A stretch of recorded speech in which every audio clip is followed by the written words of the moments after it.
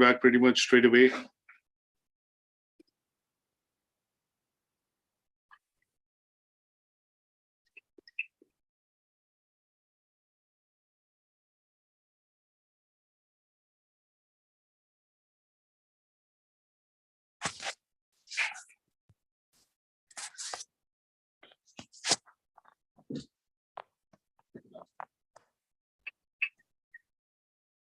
Yeah, so I think this is now allowed everybody to join. So we'll make a quick start again and continue from where we left. Sorry about this for today, but just about making sure that more and more students are able to join. And I've got a few more coming in now. That's great. Thank you. Yes. So what I was mentioning was obviously research being quite important for us with regards to understanding, various facets of how better treatment, medication, let's say, solutions could be provided to, in general, patients. And obviously, if you look at within the various walks of our life, we do need to do research. And research essentially tends to be a systematic investigation into something that we want to establish, that why is this problem occurring or why is this issue happening. And obviously what we do then is basically go about doing a systematic investigation into understanding the reasons of why this has happened and go into details of looking at how do we go about resolving this. So when we do talk about research leads to the creation of knowledge, and obviously at some stage we do feel that it helps us in solving problems, helps us in developing analytical skills, and obviously when data is collected and synthesized into information, and information is then used as knowledge by looking at creating reports and things like that, that allows us to understand the context of why these problems occur. And sometimes when we do use the word and say that in the sentence that lessons have to be learned, that is where we look at past data being analyzed, and that being used to make let's say decisions which would essentially not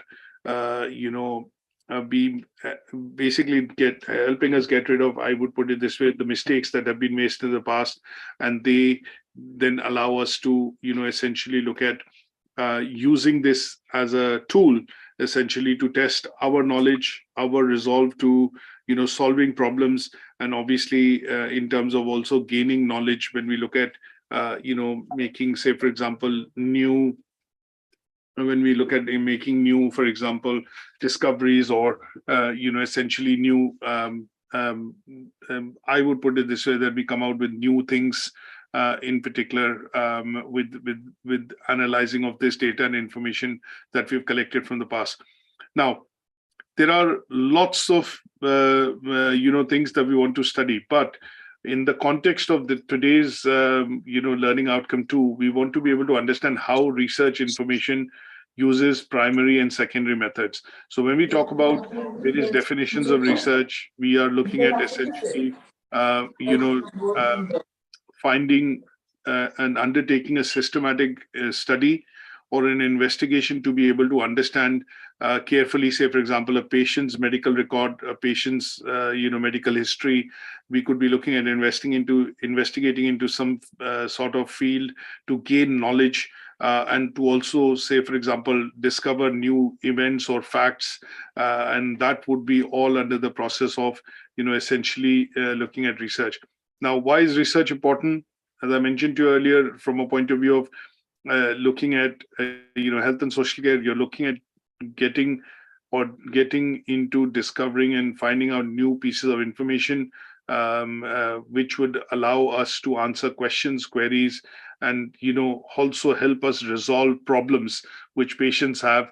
And that could be offering better treatments in some cases and coming up with tailored medication which would work for the patient to be able to get them back on their feet or get them rid of, say, for example, a disease or a problem or a fever, whatever it is. Now, when we look at research and when we talk about research, you go about collecting data.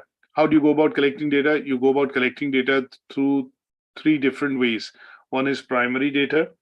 That means you take and use primary research techniques. The second could be looking at secondary research techniques or methods. And the third could be tertiary methods through which you would try and collect data or information, and that is later analyzed or synthesized to be able to get knowledge from it. Now, that is what we are going to be looking at, understanding in this particular learning outcome. What is primary data and primary research? What is secondary data and how do we do or conduct secondary research? And then I'll also throw into the mix, although it is not mentioned in the indicative content, but tertiary methods or tertiary sources of data, and why do we need to collect it and how do we collect it? Now, before we go into the details and the assessment criteria, let's look at a bit of a discussion on understanding what is primary data, what is secondary data, and what is tertiary data. Now, as I mentioned to you earlier, a lot of us do research every day without having to realize that you are essentially doing the process of collecting data, and that is being done because you want to find a resolution, you want to come out with a solution, you want to look at maybe, say, for example, reducing a bit of expenditure on your side, and you're doing a bit of budgeting by looking into the spends that you've done in the previous months, and that is also a form of research. You might be asking a lot of systematic questions, assuming you are going to a GP and going to meet your GP, and the GP basically starts asking you questions that, okay, do you go in and obviously go into the surgery and obviously have a conversation and say, okay, I've been running fever for the last 3 days, so I've come in to see the GP because the fever isn't going away. And when you go and meet the GP starts asking you certain systematic questions, things like, okay, how are you feeling? How long have you had the temperature for? Were there any specific symptoms? Do you have cough and cold? Do you have a body ache? He or she might ask you questions related to, have you taken any medication? Was there anything specific that you had after which you had this particular symptoms, or you started to develop, you have high body temperature? Is there anybody else in your family which is having, say, for example, high temperature or showing any symptoms of this? And these are example of systematic questions which the GP would ask you. And the reason why the GP is asking you these questions is that he or she is actually trying to construct some sort of a background to understand why, a story or a background and a situation to understand why have you had these symptoms and what has led to you developing high temperature. And then the doctor is going to maybe look at doing some tests. So he might take your blood pressure, measure your temperature, look at your weight, and then maybe towards the end of it, come to some sort of a diagnosis and give you a prescription to say, okay, you need to look at taking antibiotics for the next couple of days, and rest and have plenty of fluids, things like that. So what the doctor in this case, or the GP, is essentially doing by asking you these questions is to try and find out information about why you are having these symptoms and what has what are the reasons why you have had high temperature. This is an example of research. So it is a tool that can be used to test your and understand and gain information about you. It could be used to understand why you had these symptoms, and then accordingly the doctor would give you some sort of a prescription or some sort of medication to be able to help you get rid of that high body temperature. Now, when we look at this particular aspect of questioning techniques, which I would say the doctor is asking you directly, that would be called primary research, because in this case the doctor is looking at gathering the data by asking you the questions firsthand. So he is kind of doing a bit of a Q&A, question answer session with you, and he or she is actually collecting this information from you as the source firsthand. And because that information is being collected from you directly and through the route of asking you questions, this form of information collection would be termed as primary research, because the data being gathered is being done directly through the route of an interview or a Q&A session, and the observation or what he's getting back as responses from you is coming to him directly without anybody in the middle. and that would be termed as primary research. And because he's using, either face-to-face questioning, or maybe sometimes you even, speak to your GP over the telephone, this particular technique of getting data from the source, which is you, is going to be termed as primary source. You could also have other sources from which you could do primary collection of data, or basically look at things like surveys, feedback questionnaires. Sometimes we do group discussions or focus group discussions within a class, or like we are doing on a session today. They would all be, primary sources of data collection, because I am asking the question, you are replying to me directly, and there is no interference or nobody in the middle to be able to translate or relay this information to us, and it's happening one-on-one basis. That is why this would be termed as primary research.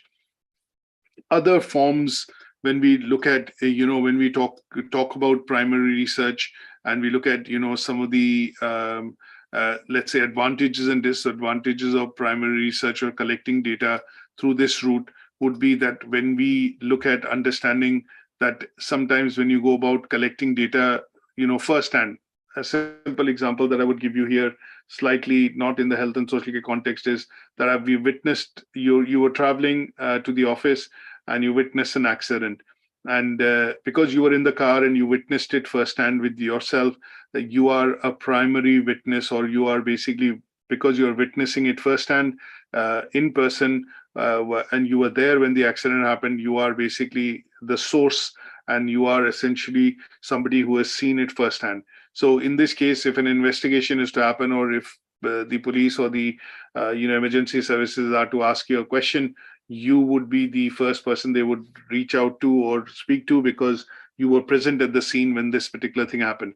And when they collect this by asking questions to you, or when they collect information by asking questions and you respond to them, that would be a primary source of data collection. Now, there are some advantages, disadvantages of primary data collection, because sometimes it can be time consuming. You have to be in front of the person or be directly in contact with the person to be able to collect that information. It can be expensive to a certain extent as a process, because it is not sometimes feasible to speak to every person on the phone or every person face to face, and that requires time, effort, and money. And in some cases, you would look at, when you get these, when you buy a particular product from the shop, and then you get a survey or a feedback to be able to fill in. Now, if the survey or a feedback questionnaire is too long, it takes 5-10 minutes to fill. Most of the customers end up closing it because they feel they don't want to spend that much time. And that is where you would see that sometimes, this particular form of collection of data gets shrugged, because people do not want to spend time, or are not able to provide adequate time, and because of which sometimes data is difficult to be collected. There are other sources through which this can be done, and obviously interviews, as I mentioned, surveys, feedback surveys, questionnaires, observation reports, and focus group or group discussions that is done normally. Even a research agency can be employed. They will go out and look at collecting data. Say, for example, when we do the census, the government does the census every 10 years. They look at population census. You would normally be seeing that people will come down, knock on your door, collect some data in terms of how many people are over the age of 18, how many people vote, do you have kids going to, children going to school under the age of 16. So this is a very tedious process, and that is where the census on population happens once in 10 years. Because it involves time, effort, money, and it is very tedious, let's say, way to collect data firsthand by ensuring. But the advantages of this is that the data collected is absolutely authentic, accurate, factual, because you have been in person, you have gone in person to be able to collect that data. Now, what I want to do is briefly go into understanding what is secondary research and what is secondary source of data. So what do we mean by secondary research?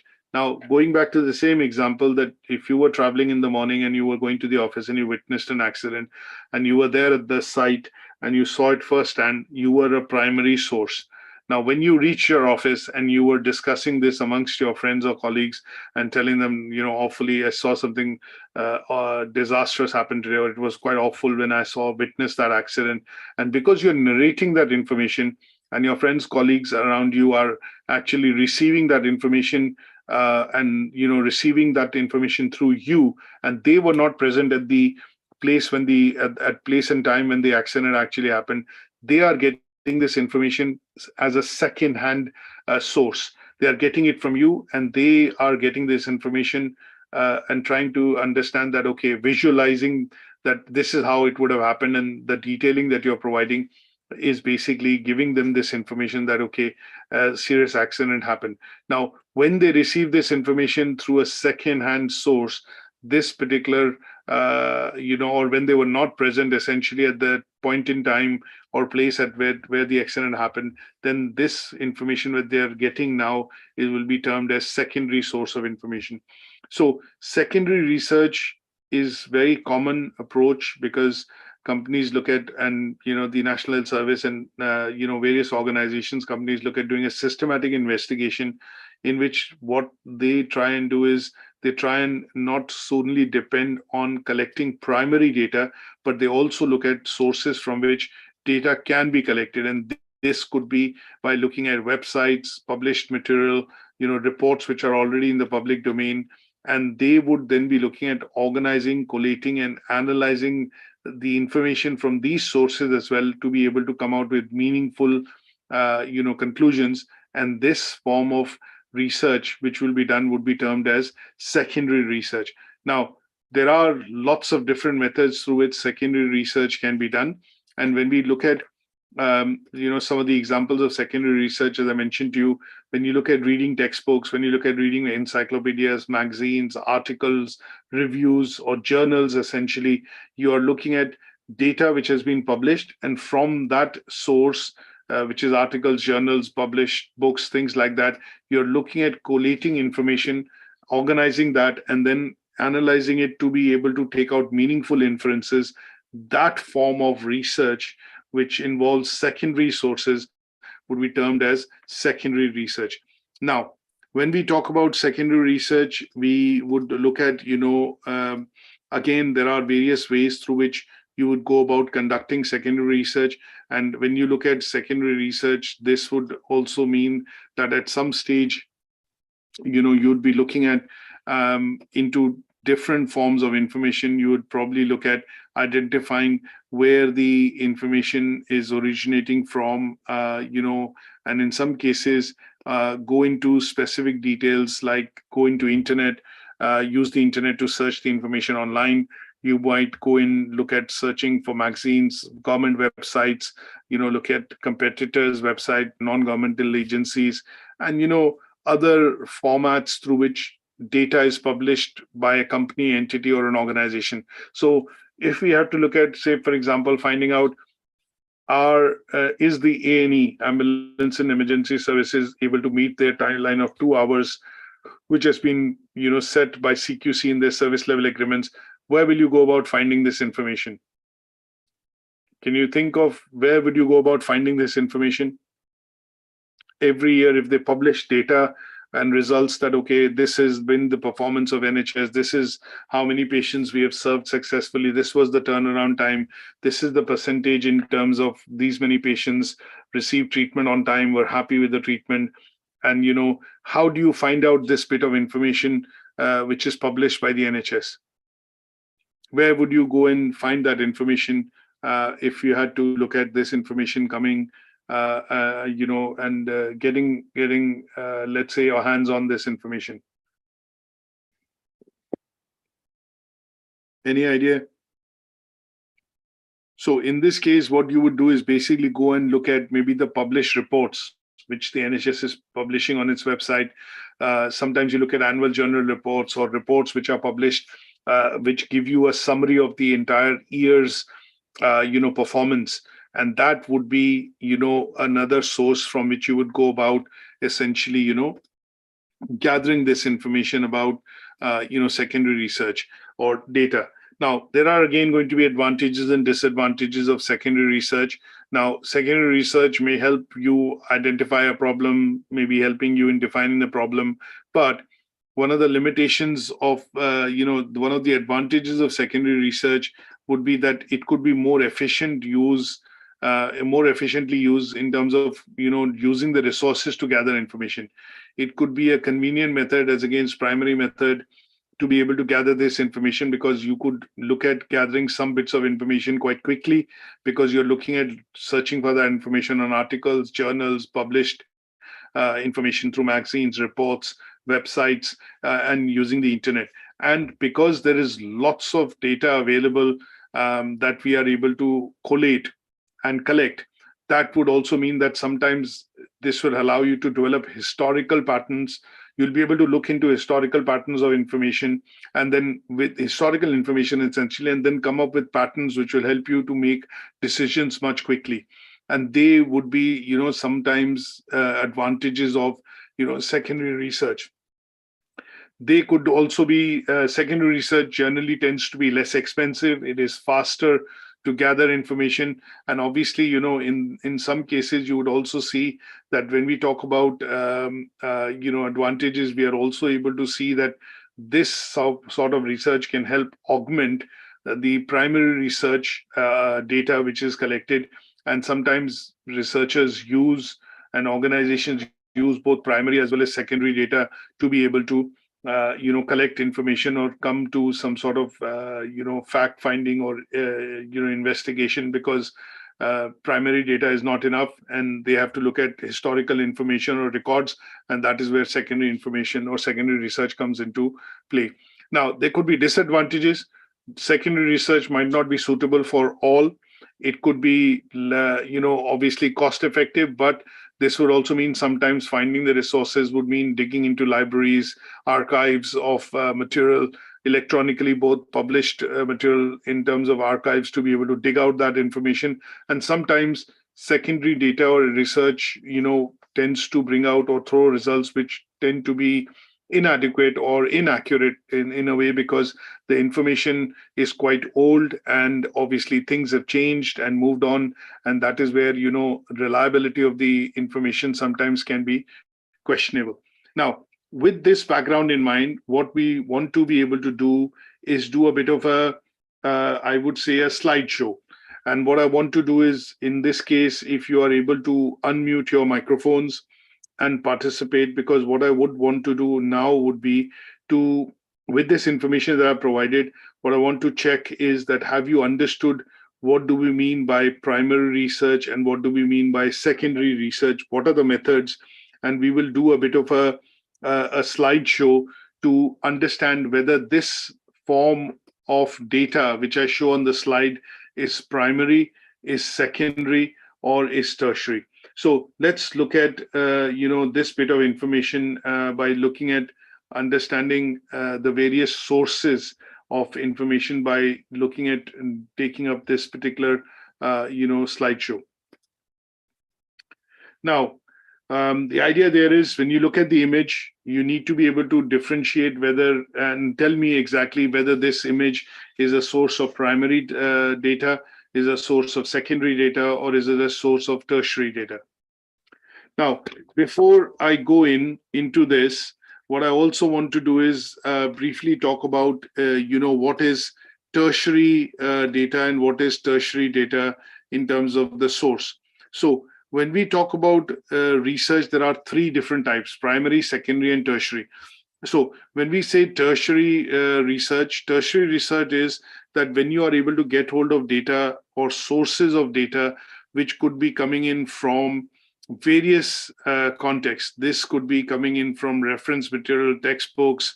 It could be coming from material which has already been published or published as reports. And some part of it could be read as an information by different publishers to republish that information, and that would be termed as tertiary resource. So tertiary resource normally tends to be also used for what is called reference work. So sometimes when we look at doing Harvard referencing, and when you look at giving credit to authors or their work that you are going to use in your assignment or in your reports, then sometimes when you're doing this, you're actually using tertiary source to be able to reference your work. And that gives you the overview of the information gathered, which could either come from primary or secondary sources of data.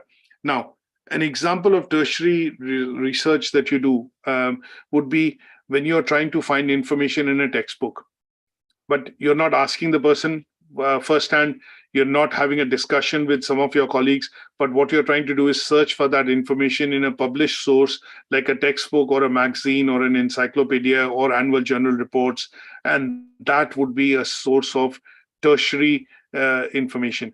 You look at buying a device, you buy the Apple iPhone, and you want to look at some of the features and the aspects of the new iPhone.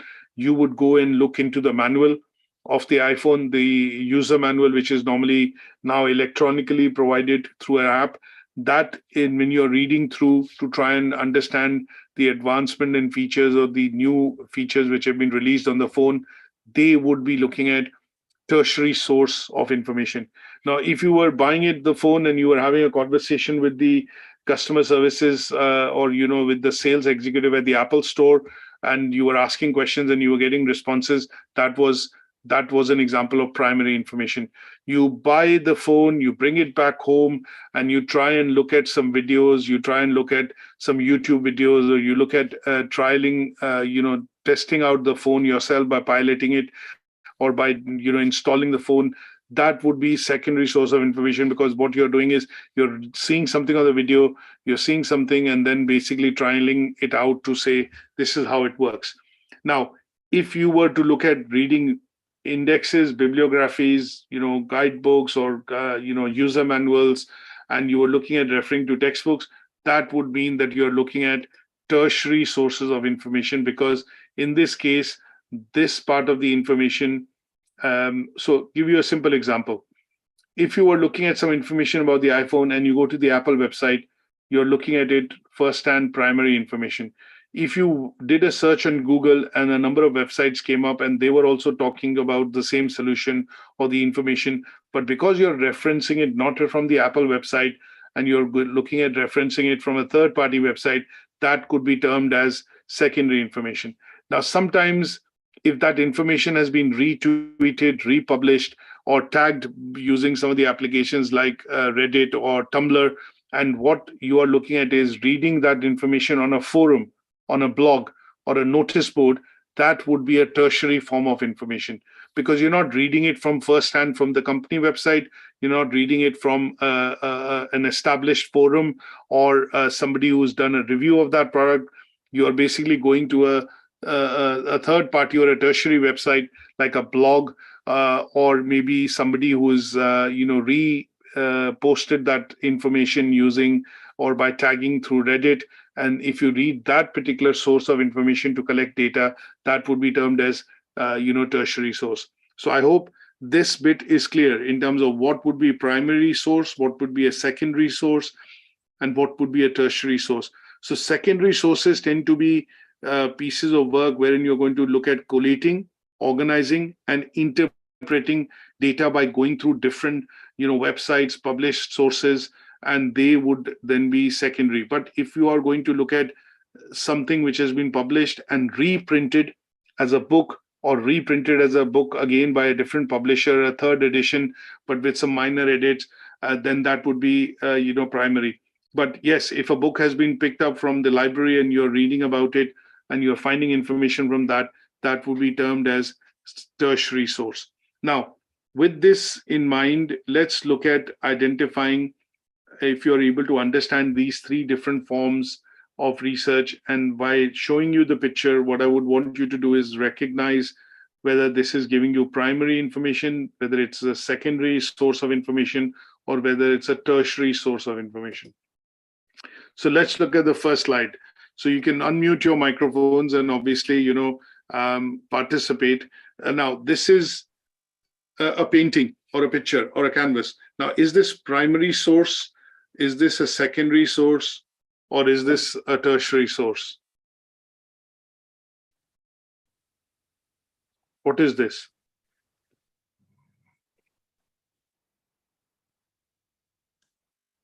Is it primary source of information, secondary or tertiary? Tertiary source. Tertiary. Okay, why do you think it is a tertiary source? Because this is the original copy of the pencil made by the person that created the pencil. Okay, so when you look at the picture, and when we look at the picture firsthand, so assuming you were visiting a photo gallery, and this picture or this canvas was hung on the wall, and you were basically looking at it firsthand, this would be primary source. Now, if you were, this would be primary source because you're witnessing or looking at the picture firsthand in a art gallery or in a picture gallery. Now, Yes. assuming that this is the situation, you are in the picture gallery and I'm doing a slideshow, you're looking at this picture firsthand. Is it primary, secondary, or tertiary? If I'm looking at a picture first time in a gallery or somewhere else. No, looking at in as a picture gallery. At the picture gallery, it will be tertiary, primary source. Secondary source, because correct. I'm confused So now. that is correct. So most of you would most of you agree with Emmanuel? This is a primary source. Yeah, looking at it at the first time, it looks like primary source. And sure. Yeah. So essentially, when you look at photographs, which have been taken and you're looking at them firsthand, they would generally be a primary source of information because it is capturing a memory and you're looking at that photograph firsthand, and that would be termed as primary source. Is that okay? Yeah. Okay. When you look at pictures, when you look at diaries, when you look at artifacts, photographs, which are going to be firsthand, providing you a firsthand account of the situation, and you are free to interpret what you feel like, they would generally always be primary source. Is that okay? Yes. Okay, let's look at the second one. So this is a cover of a book or a novel. It's a biography. So read see the picture and think about that this is a cover of a book, but it is a cover of a book which says Anne Frank's biography. So is it a primary source, is it a secondary source, or a tertiary source? I would say it's a primary source. Secondary. Okay, how many of you raise your hand if you say this is a primary source? It's a tertiary source. Okay, how many of them? Okay, so secondary source. Secondary source. Okay. Anybody else who wants to contribute? So I have a divided house between primary, secondary, and tertiary. So I think one or two of you have said primary, one has said tertiary, and one has said secondary. Anybody else wants to contribute? Okay. So if I look at the cover of the book, how do I recognize whether it's primary or secondary? The word biography gives it away. The moment I say this is a biography, that means somebody would have narrated the story of life story of the author or the person, Anne Frank, and then somebody has gone about writing it. So if I'm going to read the book now, it will be primary. It will be primary source. I agree with primary source. Yeah. Okay, so if I am reading the book, then I'm looking at a cover of the book. The book is about a biography of Anne Frank. So the author would have listened to or had the interview and conducted the various interviews with Anne Frank to be able to gather this source of information. That author who is gathering that information from Anne Frank would be primary. Is it primary or tertiary? Yes. It's getting it directly from the source. Correct. And when you read a book, you, me, as a common man, after we have not met Anne Frank, we are going to read the book, which is the biography of Melissa Muller.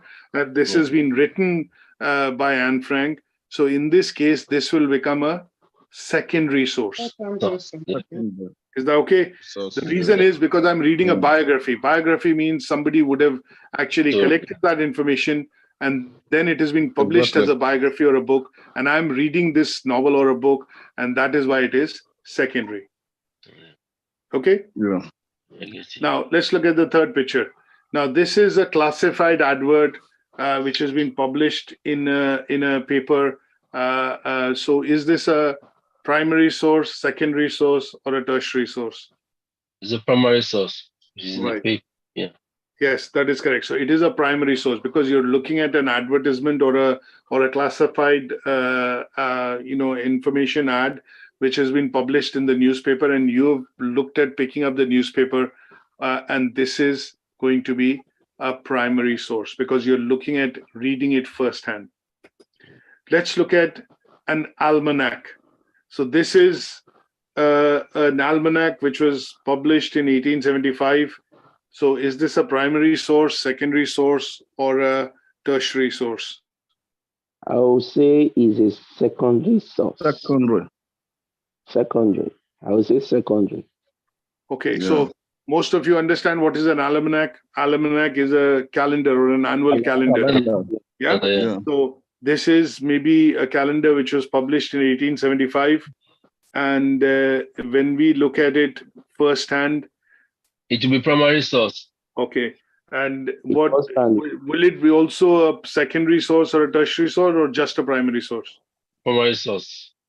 No, it can be secondary source. I think it's secondary. Secondary. Why do you think it is secondary? Because it's first of all, it's not current. At least it's just like a flashback of what have happened. Yeah. That's what I think is have to be secondary because it is not new. Yeah. And, So do you think it is going to be secondary or if it is going to be tertiary? I'm seeing it as a tertiary because it's the 1875 almanac. Correct. So that point is a valid point which Rose has made is when you look at this almanac, if you were in 1875 and you bought this firsthand, that would have been primary. Is that okay? Now, if I look at this picture in a bit more detail, and as somebody said that it looks like a back of the calendar, and it looks a bit old and archived. So that would mean that if I'm looking at it right now in 2022, I would have probably pulled it out from an archive or from a gallery wherein this would have been stored, and that would be because I'm pulling out information from books, archives, libraries. Which have been archived, that would be termed as tertiary. Now, why is it not secondary? Because if it was secondary, that would mean this almanac or this particular thing would have been passed on through generations. I would have received it in my hand and I would have had it as a source today. If I had it, then it would be secondary. So primary, first it is tertiary because it looks like an archive. It has been pulled out. It is in the past. And it is something that we are looking at it now. So that is why it's tertiary. But had you received it or bought it in the year 1875 yourself firsthand, it would have been primary. Okay. Is that okay? Yeah, okay, yeah. So you need to pay attention to the image, maybe look at a bit of imagery, look at maybe reading the wordings to be able to get some clues whether this could be primary, secondary, or tertiary form of data. So again, this is again a book cover of the same of a similar book that we looked earlier in the slide, a book which has been published by Anne Frank. It's in German. What do you think? Is this a primary source, secondary source, tertiary source?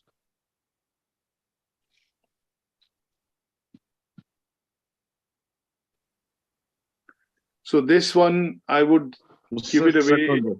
Is a the secondary source. Okay, anybody? Secondary. All right, okay. So the only difference that I would do between this and the front cover, the cover that we saw in the previous slide was that in that previous slide, there was a word which was saying biography. That means it was somebody who would have heard about it first and then published it, compiled it as a biography.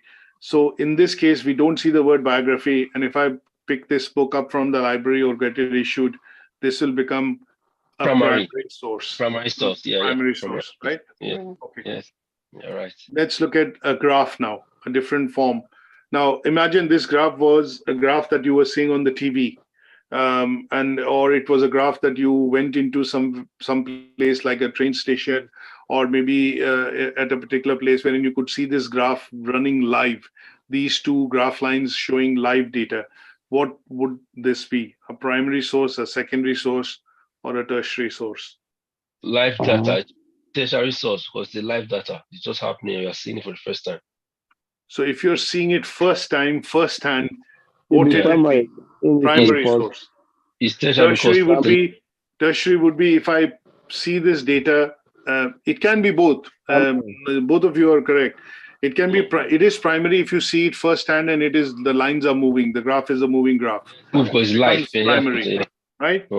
Now, it can also be termed as tertiary because if I see this graph in a magazine or in an article or in a published report, and because it is showing 2010 and not 2022, and if I'm looking at it from a book or a magazine and I'm looking at it as a static picture, then this could also be termed as tertiary. But for now, because I'm showing it as a slideshow, it is a primary graph because it is showing you information which is as of now live. Yeah. Okay, let's look at another picture. So this is a book which is showing the history of television. Is it a primary source, secondary source, tertiary source? It's a primary source because I'm seeing it for the first time, and but it looks like a tertiary because the story history of television, which has been low, and I can say that it's a primary source. Okay, so I think it's secondary. Okay, yes, I think I would agree that this is secondary. Let me just quickly clarify, what do we mean by tertiary information? Tertiary information is when you're gathering that information from different sources. You could use primary and secondary and you are able to gather that information. You're looking at archives, you're looking at libraries, you're looking at places where the information could be republished or stored. And in those cases, that source of information would become tertiary.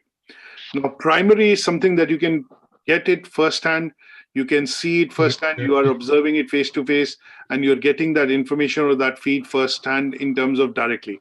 Secondary would be, there are clues that you sometimes get, like when we talk about biography. We talk about bibliography. You write your assignment and you create a list of references or compile it as a bibliography because you have used different sources, websites, books, journals, article to be able to write your assignment. That would become a tertiary source because you're using multiple sources to collect information, and that could be already published, republished by different publishers, and you are taking it from their sites or various locations to be able to publish it in your report. That would mean tertiary. But if you look at a book and the book says history or it says biography, you are getting that information secondhand because you are actually going to read that book. Now, if this book was something that you were writing as you go along and you were reading, that would become primary. But because the word here says history, and you're going to read this book about something which is the history of television, this would become secondary source. Okay? Understand. Good stuff. Now, let's look at a website. So I'm also showing you different types of sources from which you can collect information. So website would be a digital source, an internet source. A book would be a published source, which could be printed, published book, or it could be any book. And then you're looking at, other areas wherein you are visiting an art gallery. You're looking at a live graph on a stock exchange and on a train station. When we look at the display monitors showing information about train arrivals and, books and biographies and things like that. So, okay, let's look at this website. Now, this website page, which has been put across on a slide by me, is it a primary source or a secondary source?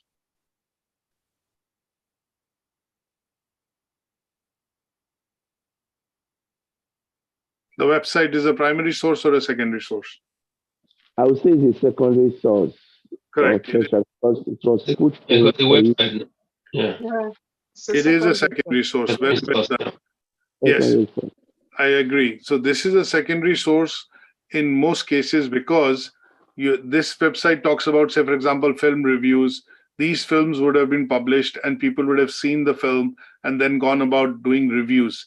And when you're reading the reviews, if you are looking at watching that film, if you're reading the reviews to see whether it has good reviews, should I watch this film or not, you're looking at it from a secondary source point of view because somebody has already commented on it and you're going to go in and read the reviews and then make up your mind whether you want to see the movie or not.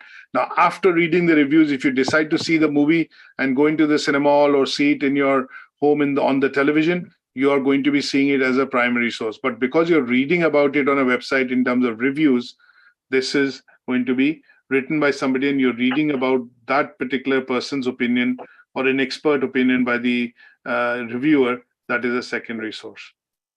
Now, look at lots of newspapers. Is this primary, secondary, or tertiary?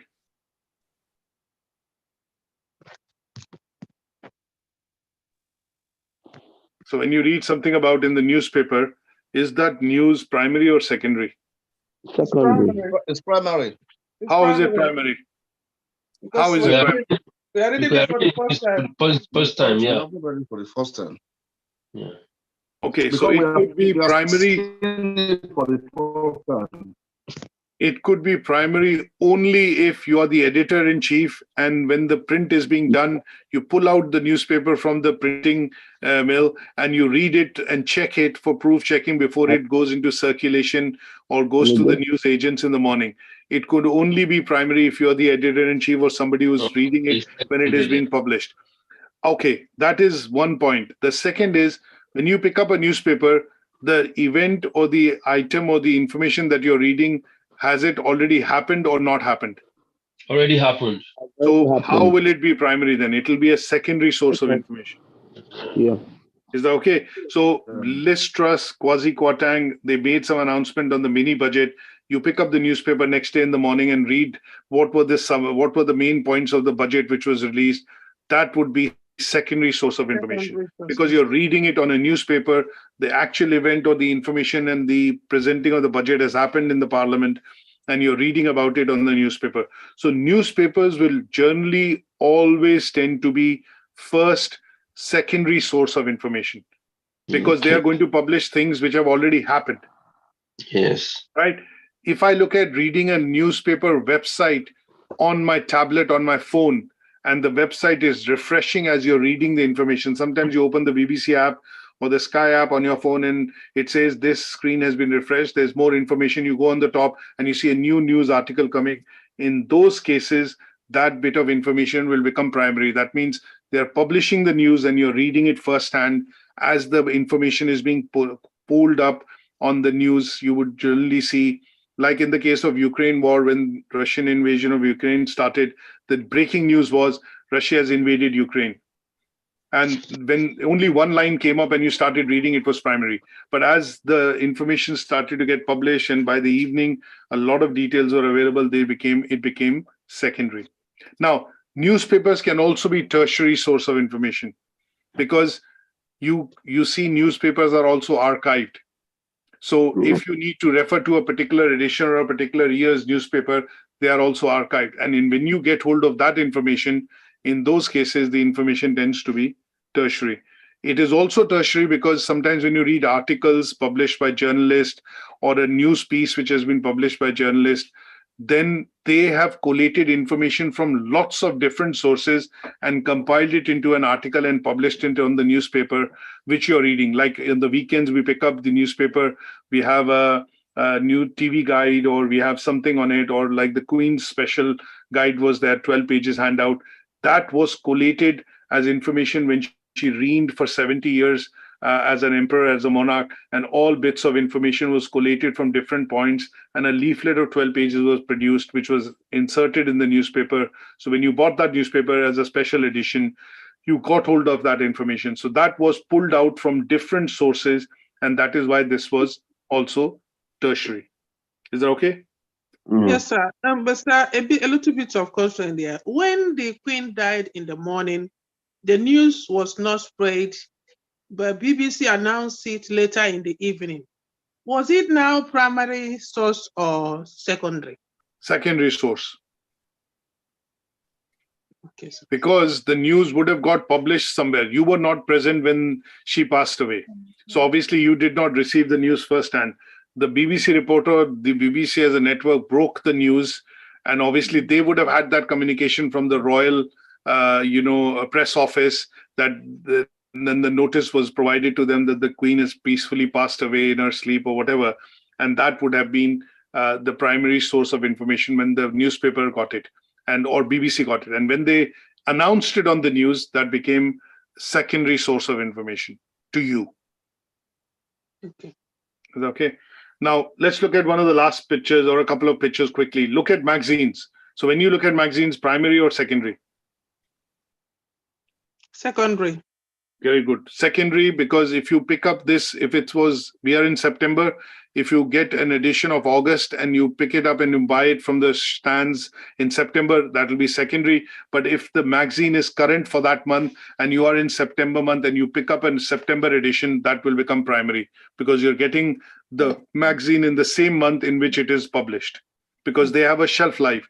So they will normally be a weekly edition or a bi-weekly edition or a fortnightly edition or a monthly edition. So if the magazine says January 2009, that means if you buy it in January, whether you buy it on the 1st of January or the 30th of January, that will be primary. But if you buy this on the 1st of February or 10th of February, that would be secondary because you're buying a late edition or buying something which has already got published and a February edition is also available. Is that okay? Yes, sir. Okay, this is an autograph which is given by Elvis Presley to American Airlines. Is this primary, secondary, or tertiary? It's primary. Very good. It's primary because you're looking at autograph being given by Elvis Presley, and he was traveling in the same airlines. So obviously this is primary. Now, to summarize what we've discussed in Learning Outcome 2 today. So primary sources are original material. Why this was primary also is because you're seeing a picture of the original autograph given. It is not a photocopy. It is not a black and white. It is original. You can make out it's original because, as you can see, the paper looks original. It's in color. It has the original handwriting on it. If it was copied, it was replicated. It would have been. There would have been a small asterisk somewhere. It says a duplicate copy of the original. So because it's an original that you're seeing, and the cover of the book that we see is original, that is why it tends to be primary sources of material or primary source. Secondary sources tend to be accounts which are written after the facts or events have occurred and with the benefit of hindsight. So I have seen or I have witnessed an accident. The journalist is writing a story about the Queen passing away. An article has been done or a special edition has been done because to celebrate her reign of 70 years. That is because the data has been compiled from various accounts and then written and provided for the members of the public to read would be secondary source. A tertiary source would be a further distillation of collection of information which has been published, republished, reprinted, and is available on different sites or different sources, and they will be pooled together for the purposes of either producing a report like your assignment that you do, or in some cases, producing a celebration copy or a silver jubilee copy or whatever it is, but that is already published information. And what the writers, publishers, printing press has done is they've repackaged the whole stuff and republished that information. And in those cases, you identify that as a tertiary source of information. Is that okay? Now, with this understanding in mind, we've got these three criteria to look at. And what we have done is to understand in these criteria what is constituting primary research, what is constituting secondary research. Because when you understand the source of information as being original, it is termed as primary. When the source of information is compiled from various accounts and it benefits from hindsight, then that source of information becomes secondary, and that technique to carry out research would become secondary research. Now, there are some advantages, disadvantages. There are some tools and techniques through which we can go about carrying either primary research or a secondary research. And the primary research is normally done with these 4 or 5 different types. You normally collect data when you, say, example, you go on a holiday, and you're on a holiday, you're checking out from the hotel. The receptionist at the hotel gives you a survey questionnaire to fill. How was your stay at the hotel? Could you take a short survey for us, please? And when you fill that survey up, they are trying to collect information about the laundry department, the reception, the restaurant, the pool facilities, or the stay that you've had in the hotel. And because they're collecting that information firsthand from you via a survey face-to-face, or asking you to fill it in and post it, and you are going to do it firsthand without having to check with anybody, that would be a primary source of collecting data. Surveys, questionnaires, observation reports. So when you get a blood test done, and your reports come out, and your report is being looked at by the doctor to make inferences in terms of what are the symptoms or what could be the possible symptoms. And he's making the observation by taking your blood pressure or by measuring your temperature. That is, again, primary source of information.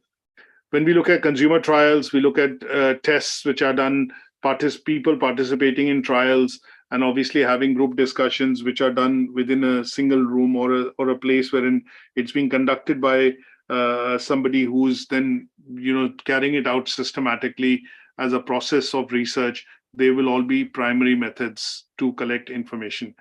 Secondary methods tend to be article, books, newspapers, internet, published material which has been archived or stored in CDs, DVDs, or archives on the internet, and they would essentially be secondary sources of research or information.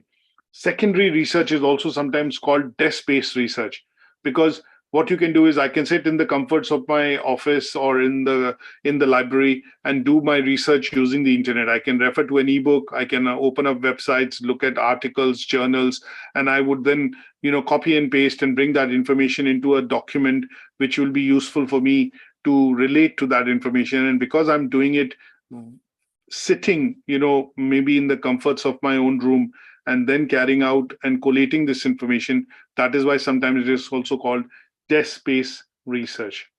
And then what we want to be able to do is understand that, okay, when we carry out this research, there are some advantages and disadvantages.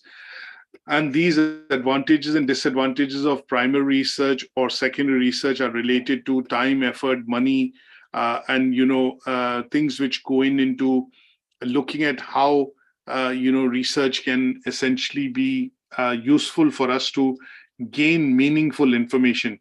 And that is where what we do is we basically look at talking about the advantages and disadvantages of a particular type of research.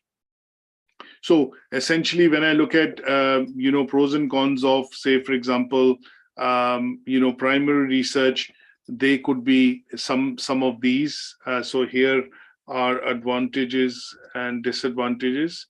This is something that you need to look at reading and understanding.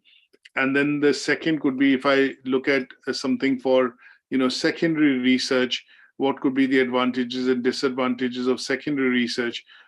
There is just something that we need to know, so that you are aware that when you have to look at collecting data, analyzing data, how do you go about, and what kind of research do you choose, or why is it chosen? Because there are some constraints, or there are constraints in terms of budgets. Sometimes it is difficult to reach out and meet so many people. So in those cases, you are looking at doing secondary research, and that would be the looking at understanding the advantages and disadvantages of secondary research in some cases. So sometimes cost, time,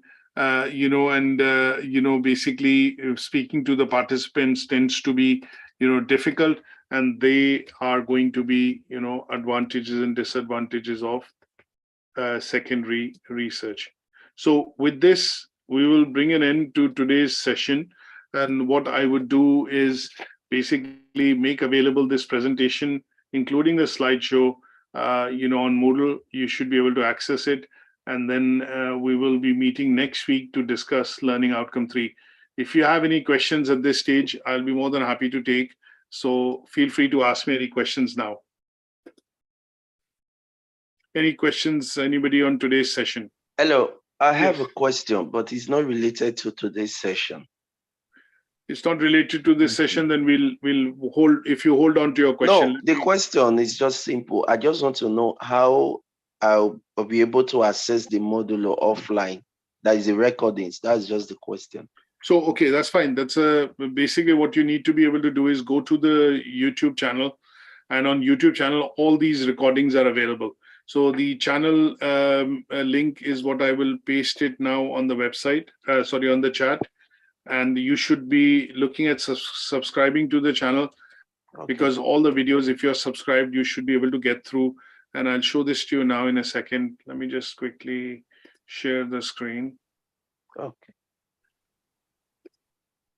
So if you go on to this particular website, which is on youtube.com/UK Versity Online, as you can see this, and this particular session is being broadcast live. So when you go and click on videos, you should be able to see all the sessions that we are doing, and they are all available to you as they are conducted, and you can watch the recordings. All you need to do is click on the subscribe button so that you're able to get hold of these recordings if you are subscribed to the channel. Thank you. Is that okay? Was there class yesterday? Yes, there was a class yesterday, which was the first session on this particular unit. I didn't receive any invitation. I thought there wasn't any class yesterday. So maybe must have got missed out, but normally I will put out the session invite in the group. But if you missed it out, yesterday was a bit of an introduction on this unit, and you can actually go in and watch the session, here, which was the Learning Outcome 1, Academic and Research Skills Unit. I've used the short form ARS for this unit, and that would be, on this video recording if you want to watch. All right. Any other questions, anyone?